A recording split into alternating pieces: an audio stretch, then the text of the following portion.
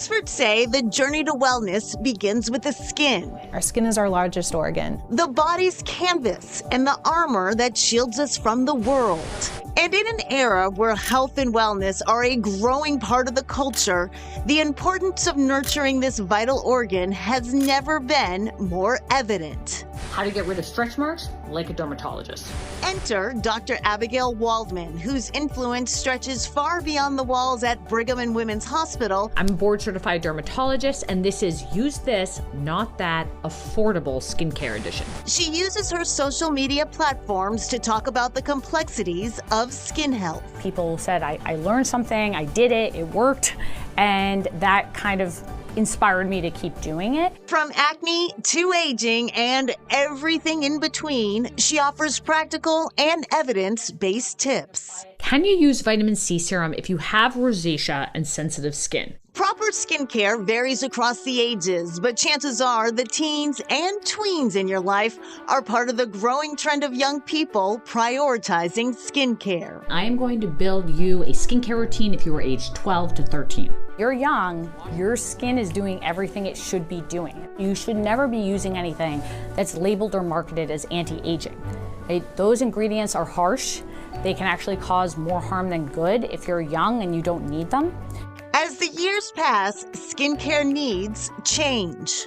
If you're starting to notice wrinkles and age spots, your best bang for your buck is a retinol. You apply a pea-sized amount and start every 3 nights because the stuff is strong. So it works, but it can be very irritating. But for every age and every skin type, doctors say, you should wear sunscreen not just because of wrinkles, but because of the increased risk of skin cancer. Sunscreen is the non-negotiable hero. Regular use can reduce the incidence of melanoma by 50%. Those of us with brown and black and darker skin often think sunscreen isn't important. Well, it is. People of color oftentimes find themselves struggling to be seen by a provider who looks like them.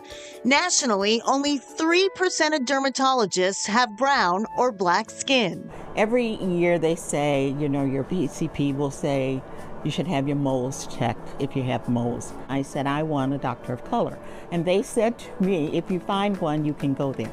We'll give you the referral. But there is a program at Brigham and Women's Hospital aiming to change that. I think that the training in dermatology has been very Eurocentric. We realized that there was a need for specialized skin care. Dermatologist Dr. Deborah Scott is the co-director of the Skin of Color program. This is your area of concern. Yes. A program that has been a pillar of progress for the last 15 years. Historically, patients with skin of color have been misdiagnosed and therefore not appropriately treated because people don't recognize sort of the nuances in darker skin tones. The clinic covers everything from routine skin checks to cosmetic dermatology. And if somebody were to get treatment from somebody who doesn't look like them, are there specific questions that they should be asking about their background? Anyone who is considering laser hair removal, discuss in depth with the person who's going to be doing it their experience in treating darker skin tones, because there's certain lasers that you don't want to use in darker skin because they can cause really serious problems. But it's not just about the patients here. This is Dr. James, one of our residents who's in training, one of our dermatologists in training. It's also about educating the future caregivers. We start our trainees in the Skin of Color clinic so that they start their training aware and learning of different skin types and how to treat them. Patients like Bernadette. So we're going to start right here, Okay. out towards the side of your face, which will give you this lift. Who visits Dr. Scott for both routine care as well as cosmetic touch-ups. 1, 2, 3, pinch. My cheekbones are high. Part of my ethnicity is Native American. And so I still wanted to keep that lift. So she just gives me a little touch here and a little touch here of a filler.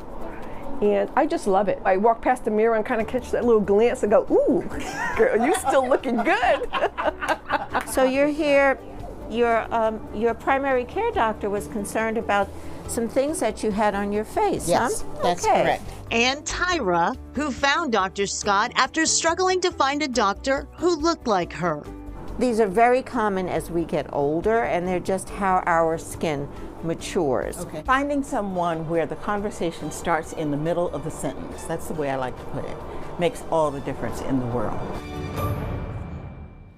Oh, important information. And back to Dr. Waldman. She says being on social media has really opened her eyes to the myths and misconceptions that so many people have about their skincare. Yeah, one common myth that she hears a lot is that sunscreen can actually cause cancer, and it's worse for you than actually not using sunscreen at all, and the risk that's involved with that. That has proven not to be true. And she says if you're worried about the chemicals, and you should use a mineral type of sunscreen like zinc. Mineral-based sunscreen. Yeah. Okay, coming up, screening for skin cancer.